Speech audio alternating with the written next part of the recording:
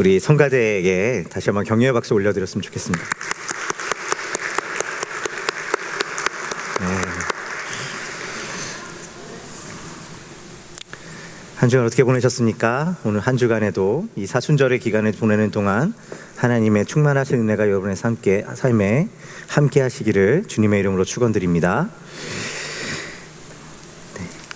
오늘 마가복음 5번째 시간 여러분과 함께 한적한 곳으로라는 제목으로 말씀 나누기를 원합니다.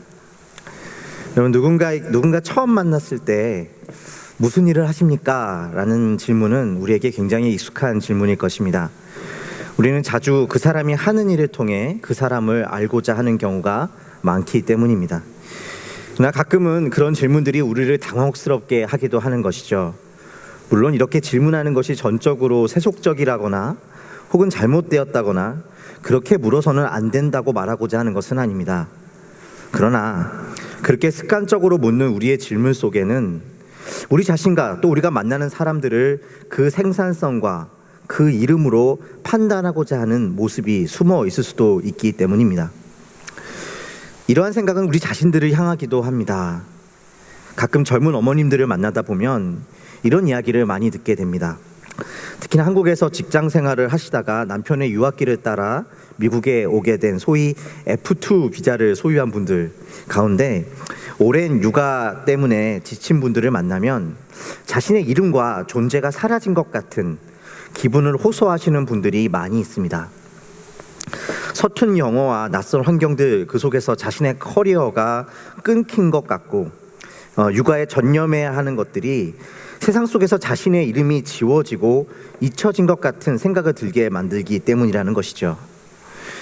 우리의 존재가 우리가 만들어내는 생산성에 기반한다는 생각은, 그래서 육아와 같은 일은 때로 그 이름을 세상 속에서 가질 수 없다는 생각을 가지게 할 때가 있는 것입니다. 안식이라는 책을 쓰셨던 마르바 던이라고 하는 분은 때로 이러한 생각들이 아이들을 키우는데 치명적이 될 수 있음을 지적하고 있습니다. 왜냐하면 아이들을 양육하는 것은 우리의 행위보다 존재에 있기 때문에 생산성이 없으면 의미가 없다고 생각하는 우리 안의 경향이 아이들에게 동일하게 그와 같은 메시지를 남기게 된다는 것이지요. 물론 이것은 아이를 기르는 여성만의 문제는 아닙니다. 특히 외국 땅에서 살아가고 있는 남성이나 여성이나 모두 무언가를 이루지 못하면 그것은 잘못된 것이라고 느끼게 하는 것, 그래서 성취를 통해 세상 속에서 잊혀지지 않고 불리워질 수 있는 이름을 가지려고 하는 것은 어쩌면 우리에게 자연스러운 것이기 때문입니다. 내가 누구인지보다 내가 세상 속에서 어떠한 이름으로 불리워지고 있는가를 더 중요하게 여기게 된 모습은 어쩌면 우리로 이러한 잊혀짐에 대한 두려움 속에서 세상 가운데 의미 있는 이름을 갈망하게 되는 삶으로 이끌어가게 되는지도 모르겠습니다. 이런 우리가 사는 세상은 그래서 이름을 욕망하고 숭배하는 사회라고 할 수도 있을 것입니다. 그러나 아이러니하게도 여기서 말하는 이름이란 그 사람의 이름이 아니라 이 땅이 추구하는 가치 안에서 부여된 이름입니다. 그래서 우리는 잊혀지지 않을 만한 세상 속에서 힘을 가진 이름을 추구하지만 아이러니하게도 도리어 그 뒤에서 진짜 이름은 잊혀진 채 진정한 자신을 찾기 위한 목마름을 끊임없이 간직하고 살고 있는 이러한 아이러니를 경험하고 있는지도 모르겠습니다. 오늘 말씀은 지난주에 우리가 살펴보았듯 예수님께서 제자들과 더불어 가버나움 회당에 가셔서 귀신 들린 자를 고치신 후에 그날 오후로부터 있었던 일을 보여주고 있습니다. 예수님은 제자들과 더불어 시몬의 집에 가셔서 열병에 누워있던 시몬의 장모를 일으키십니다. 그리고 이어지는 32절의 말씀의 시작은 저물어 해질 때에 모든 병자와 귀신 들린 자를 예수께 데려온 일로 시작하고 있습니다. 어디로 데려왔습니까? 바로 이전에 장모의 그 말씀에 보면 예수께서 계시던 곳 시몬 베드로의 집이었습니다. 열병에 걸렸던 시몬의 장모를 일으키신 예수님 앞에 귀신 들린 자와 병자들이 데려옴을 당하게 되었던 것이죠. 그런데 이 문장을 가만히 보시면 사실 이상하게 주어가 빠져 있는 것을 보실 수가 있습니다. 32절의 말씀을 보여주시기 바랍니다. 만일 병자와 귀신 들린 자들이 예수께 데리고 나왔다라고 한다면 그 사람들을 데리고 온 사람들이 있어야 하기 때문입니다. 그런데 그 많은 병자와 귀신 들린 자를 데리고 예수께 나온 이들은 누구입니까? 여기에 생략되어 있지만 앞에 말씀을 배경으로 보았을 때 그들은 바로 시몬을 비롯한 제자들이었음을 볼 수가 있습니다. 계속해서 32절 말씀을 띄워주시기 바랍니다. 회당에서 그리고 시몬의 집에 들어가셔서 열병에 누워있던 그 장모를 고치신 일을 본 제자들은 그들이 살던 동네 곧 가버나움에 있던 귀신 들린 자 그리고 병든 자들을 예수께 다 데리고 나오기 시작했습니다. 물론 그들이 그 동네의 모든 사람을 다 데리고 나왔다는 의미는 아닐 것입니다. 33절에 온 동네가 그 문 앞에 모였다고 이야기하는 것을 보았을 때 지금 어마어마한 사람들이 예수께 나왔다는 사실을 알 수가 있는데 시몬과 그의 제자들만으로는 너무나 많은 숫자였기 때문이었습니다. 아마 그들 중에는 스스로 온 자도 있었을 것이고 혹은 여러 사람의 도움을 받아서 그곳에 이르게 된 사람들도 있었을 것입니다. 어쨌든 그 집은 귀신 들린 자와 병든 자들로 넘쳐났습니다. 그러나 그럼에도 불구하고 마가가 그들을 데리고 온 이들이 바로 시몬과 제자들이라는 사실을 분명하게 말하고 있는 것은 이 일들이 제자들의 적극적인 홍보와 알림을 통해 이루어지고 있는 사실을 보여주고 있는 것입니다. 예수님은 제자들에 의해 그 문 앞에, 즉 시몬의 문 앞에 모여든 온 동네 가운데 있던 귀신 들린 자와 병든 자를 고치셨습니다. 아마 시몬과 제자들은 매우 신이 났을 것입니다. 특히 시몬은 자신의 집에서 예수로 말미암아 이루어지고 있는 이 놀라운 광경과 가버나움의 온 동네가 그 집 앞에 나오고 있는 모습을 보고 흥분을 감추지 못했을 것입니다. 그런데 예수님께서는 갑자기 날이 아직 밝기도 전에 시몬 베드로의 집을 떠나셨다고 기록되어 있죠. 마가는 예수께서 그곳을 떠나 한적한 곳에 나가 기도하셨다고 기록하고 있는 것입니다. 여기서 예수님께서 날이 밝기도 전에 나아가셨다라는 말은 예수님께서 나가신 그 시각이 움직이시기에 적합하지 않았다라는 모습을 보여주고 있습니다. 아무도 예상하지 못했던 시각에 예수께서 그렇게 갑자기 사람들이 알아채지 못하게 한적한 곳에 나가셔서 기도하셨다는 것입니다. 시몬과 그와 함께 했던 이들은 예수가 어디에 가셨는지를 놓고 고민했던 것 같습니다. 그리고 그들은 예수의 뒤를 따라가 결국 그를 만나게 되었습니다. 그런데 재미있는 사실은 여기서 마가가 뒤를 따라갔다는 뜻으로 사용한 단어는 예수께서 나를 따르라고 시몬을 부르실 때 사셨던 그 제자도를 말하는 것이 아니라 추격하다 혹은 적을 쫓다라는 의미로 사용되어지는 단어를 사용하고 있다는 것입니다. 지난밤에 자신의 집에서 일어났던 그 기적 속에 그는 예수를 흥분에 겨워 가득해서 쫓았던 것입니다. 그러나 그것은 예수께서 부르신 그 길과는 다른 길이었습니다. 예수를 만난 시몬과 사람들은 이렇게 이야기하고 있습니다. 37절의 말씀입니다. 만나서 이르되 모든 사람이 주를 찾나이다. 여기서 그들이 예수께 하는 말, 곧 모든 사람이 주를 찾나이다 라고 할 때 사용되어진 단어 또한 본래 욕심스럽게 무언가를 갈구하다라는 의미를 가지고 있습니다. 그래서 마가는 이 단어를 다음과 같은 의미로 다른 구절에서도 사용하고 있는 것을 볼 수가 있습니다. 마가복음 8장 11절의 말씀이죠. 바리새인들이 8장 11절의 말씀을 보여주시기 바랍니다. 바리새인들이 나와서 예수를 힐난하며 그를 시험하여 하늘로부터 오는 표적을 구하거늘. 여기에서 바리새인들이 예수를 비난하며 하늘로부터 오는 표적을 구한다고 했을 때 그 표적을 구한다라는 단어가 바로 여기에 모든 사람이 주를 찾는다고 할 때 사용한 단어입니다. 무엇을 보여주고 있습니까? 예수님의 기적을 보았던 시몬과 그의 제자들이 좇은 것이 사실은 예수이나 예수가 아니었다는 것, 그들의 욕망이었다는 것입니다. 그 많은 사람이 주를 찾은 것 또한 주님이시나 주님이 아니었다라는 사실입니다. 그들은 예수를 통해 세상 속에서 그들의 이름을 찾고 싶었던 것이죠. 그래서 그 집에 모여있던 이들은 시몬, 그 자신의 이름을 위해 존재했던 사람들이었다는 것입니다. 어쩌면 여기에 우리의 이 땅에서의 삶의 모습이 있지는 않을까요?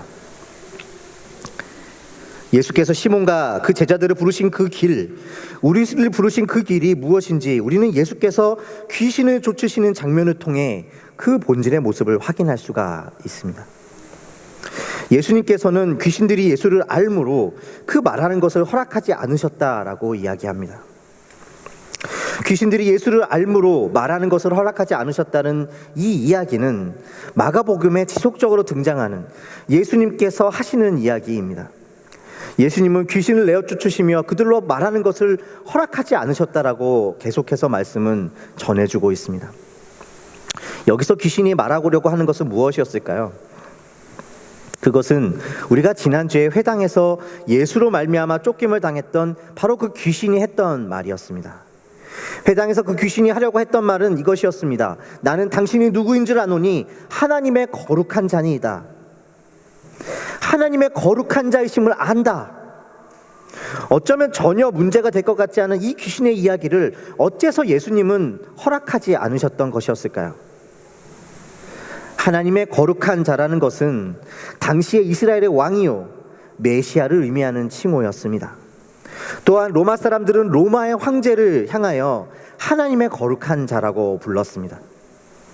물론 예수님은 이스라엘의 왕이셨고 우리를 구원하실 메시아이심에 틀림이 없었습니다. 그래서 시몬 베드로 또한 예수님을 향하여 하나님의 거룩한 자라고 고백했고 자님은 그 고백을 칭찬하시기도 하셨습니다.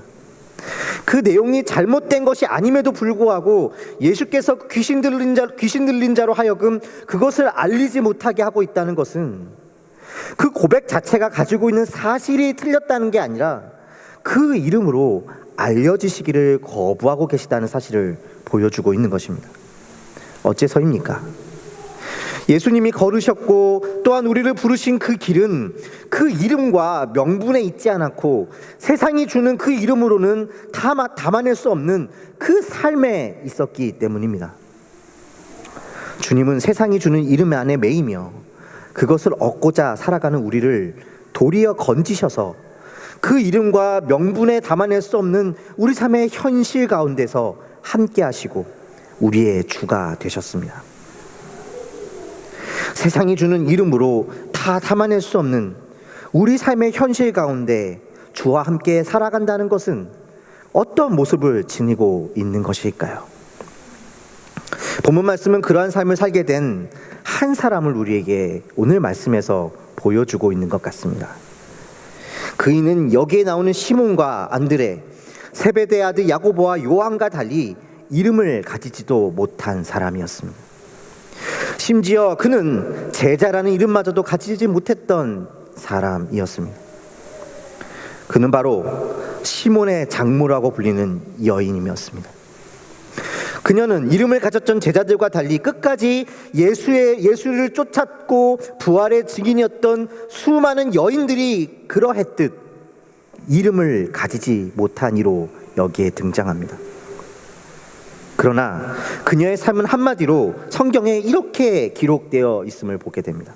그것은 31절에 이렇게 나오고 있죠. 여자가 그들에게 수종을 들었더라. 여기서 수종 들었다라는 말은 예수님께서 광야에 계실 때 천사들이 수종을 들었다라고 했던 말과 같은 단어입니다.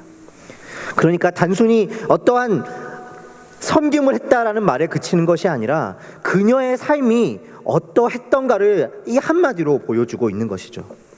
우리가 이미 살펴보았지만 천사가 수종 들었다는 말에서 그 의미는 광야와 같은 삶을 살아가셨던 예수께 하나님께서 그와 함께 하셨다. 그의 삶을 영적으로 돌보셨고 미니스트리 하셨다. 육적인 필요뿐만이 아니라 영적인 필요 가운데 하나님의 일을 하셨다. 그 천사가 했던 그 일을 의미하는 모습으로 사용되어지고 있었습니다. 하나님이 그와 함께 하셨음을 보이셨다라는 이 수종 들었다라는 말로 표현하고 있는 이 여인의 삶은 어떠했습니까? 지금 이 이름 없는 여인이 그와 같이 하나님의 손이 되어 사용되어지고 있다는 것입니다. 이 수종 들었다는 말의 시제를 보면 그때 이 일이 그때 한순간에 일어난 것뿐만이 아니라 그녀가 지속적으로 영적으로 육적으로 많은 이들에게 하나님의 손을 보이는 섬김을 행하였다는 사실을 증거하고 있습니다. 그녀가 섬긴 것은 예수님만이 아니었습니다. 여기에 기록된 것을 보시면 그녀가 그 모든 제자들을 섬겼다라고 말하고 있기 때문입니다. 세상 속에서 이름을 가지지 못한 여인이었을지라도 도리어 그녀는 그 이름을 가졌던 다른 제자들이 아니라, 그 이름을 통해서가 아니라 수종 들었다라는 말을 통해 그녀의 삶의 모습을 보여주고 있는 것입니다. 이름이 없다는 것은 이름이 가지지 못했어도 그만큼 일을 한 만큼 희생했다라는 의미가 아니라, 세상이 주는 그 이름에 그 삶을 매이지 않고 내용이 있는 삶을 살았다라는 것입니다. 수종드는 삶으로 그녀는 제자라는 이름을 조차도 가지지 못할지 모르지만 그 삶의 내용은 수종드는 삶이었습니다. 그녀의 삶이 이름에 매이지 않았기에 그 수종됨은 하나님의 손을 드러내는 인격적이고 관계적인 섬김이었습니다. 자신의 이름을 위해 누군가를 섬기지 않았기 때문입니다. 우리의 주인으로 인격적으로 부르신 예수를 만난 그녀는 이름을 얻고 거기에 매이는 인생을 살지 않았습니다. 그러나 그녀는 주인이신 예수가 부르신 그 길을 보았습니다. 예수 안에서 이름보다 더 값진 삶, 이 광야 같은 세상 속에서 하나님의 손을 드러내는 자의 삶으로 살아가는 것, 영혼들을 수종드는 자로서 삶을 살아가는 삶의 가치를 보았던 것입니다. 그녀의 삶이 어떠했는지는 그녀가 가진 이름이 아니라 그 삶이 증명해주고 있었던 것입니다. 로마 사회에서의 이름은 매우 중요한 것이었습니다. 그것은 그 사람의 힘과 명성, 더 나아가 존재를 증명해 주는 것이었기 때문이었습니다. 그곳에서 성도들은 기억될 만한 이 힘이 아니더라도 최소한 뭔가 복음을 믿음으로 존경을 받을 수 있는 그 이름을 가지라고 압박을 받았는지도 모릅니다. 그러나 마가가 전하고 있는 이 예수의 복음은 그러한 명분과 이름이 아니라 내용을 살라고 우리에게 말하고 있는 것입니다. 사랑하는 성도 여러분, 이름을 위해 살아가지 않으시기를 주님의 이름으로 축원드립니다. 그 이름 속에서 매여 진짜 자신을 잃어버리는 삶을 살아가지 마시기를 부탁드립니다. 주님이 우리를 인격적으로 부르심으로 우리를 생산성과 명분으로 우리를 매이게 하는 그 모든 것에서 우리를 자유케 하셨기 때문입니다. 주님이 나를 인격적으로 만나주신다는 것은 무엇입니까? 그것은 내가 만들어내고 성취할 수 있는 것으로 내가 가장 소중한 것을 얻을 수 없다는 사실, 거기서는 내 영혼이 쉴 수 없다는 사실, 그래서 우리는 하나님의 은혜가 필요하다는 사실을 알게 되는 것입니다.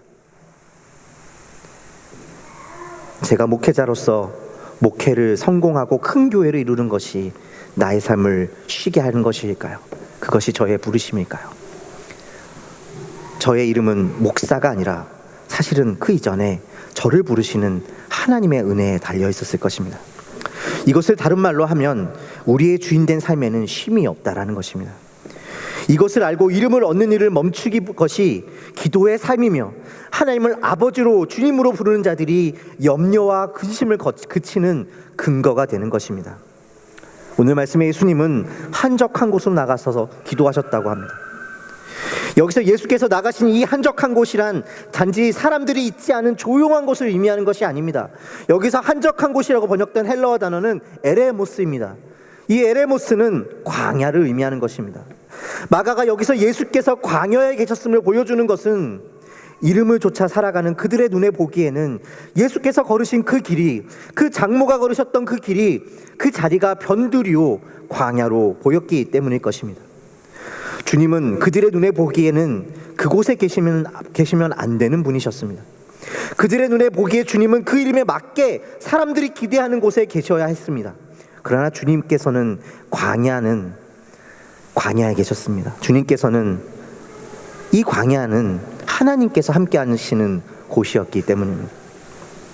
그곳에서 예수께서 나가셔서 기도하셨다는 것은 무엇을 보여줍니까? 그 기도의 자리 가운데 그들의 눈이 열려지면 그곳은 세상 속에서 잊혀진 광야의 모습이 아니라 사실은 그곳이 바로 우리가 있어야 될 하나님과 함께하는 자리로 보여지게 된다는 것입니다. 이민자로 살아간다는 것은 때로 우리가 이 세상에서 이름이 잊혀진 자로 살아가고 있는 것처럼 느끼게 할 때가 많이 있습니다. 어떤 이는 그래서 이민자들의 삶을 목소리와 얼굴이 지워진 삶이라고 표현하기도 합니다. 그러다 보니 더욱 우리는 이 이름을 얻는 것에 예민해지고 있는지도 모릅니다. 공부와 학위와 재정과 명예와 관계로 세상에서 잃어버린 그 이름을 얻음으로 내 목소리를 낼 수 있고 내 존재가, 내 이름이 비로소 의미를 가진다고 믿고 사는지도 모르겠습니다. 특히 우리가 살고 있는 이 보스턴 땅에서 살아간다는 것은 어쩌면 더더욱이 우리가 성취해내는 그 무엇으로 내가 아니면 내 자식이 그 이름을 얻게 하는데 우리의 삶을 걸게 하라고 외치는지도 모르겠습니다. 그러나 그 이름은 우리의 삶을 다 담을 수 또 품을 수도 없습니다. 우리는 기도함 가운데 이것을 확인하는 것입니다. 그러나 주님은 우리의 이름뿐 아니라 세상에서 이름 붙일 수 없는 그 모든 삶과 현실을 품으시는 주님이십니다. 그렇게 부름받은 우리는 그 여인과 같이 세상 속에서 이름을 위해 살지 않음으로써 또한 사람들이 세상이 주는 그 이름 뒤에 감추어진 그 모든 것을 사랑하며 섬김으로 주님을 드러냅니다. 수종드는 삶입니다. 예수님은 자신을 찾으러 와서 사람들이 기다리는 곳, 온 동네가 기다리는 가버나움이 아니라 그 이름이 감추어지는 곳, 다른 가까운 마을들로 가자고 제자들을 초대하십니다. 마가는 일부러 그 가버나움과 같은 제법 큰 도시를 가리키는 동네라는 말과 작은 곳을 가리키는 가까운 마을이라는 말을 대조시키고 있습니다. 예수님은 중심이 아니라 주변으로 향하십니다. 너희가 모든 것을 버리고 이름을 얻지 못하는 그곳으로 가라라는 말이 아니라 우리에게 향하고 있는 중심이 어디인가를 확인하라는 것입니다. 중심을 향하는 삶이란 이름을 얻는 삶의 다른 이름일 것입니다. 그러나 말씀은 결국 예수가 가신 그곳이 중심이었다는 사실을 보여줍니다. 예수가 가신 곳이 중심이 되었습니다. 기도는 바로 이 사실을 우리에게 보여주는 것입니다. 중심으로 향하는 우리의 삶을 그치고 세상이 말하는 중심으로 향하는 그 삶을 그치고 여기 우리와 인격적으로 함께 하시는 주님을 보게 될 때 여기가 중심이 되는 것입니다. 그 사실을 안다면 우리는 비로소 필요가 아니라 인격적인 사랑을 하는 자들로 이 사막 같은 도시 속에서 샘물과 같은 수종드는 자로 살게 될 것입니다. 주님이 여러분을 부르셨기에 여러분이 선 곳이 중심입니다. 그러니 중심을 향하지 마시고 중심의 선자로 여러분의 주위를 바라보시기 바랍니다. 이 은혜 가운데 서서 살아가는, 그래서 수종드는 삶을 살아가시는 여러분과 저의 삶이 되시기를 주님의 이름으로 축원드립니다. 함께 기도하시겠습니다. 사랑의 하나님, 이 시간 우리가 함께 기도하는 것은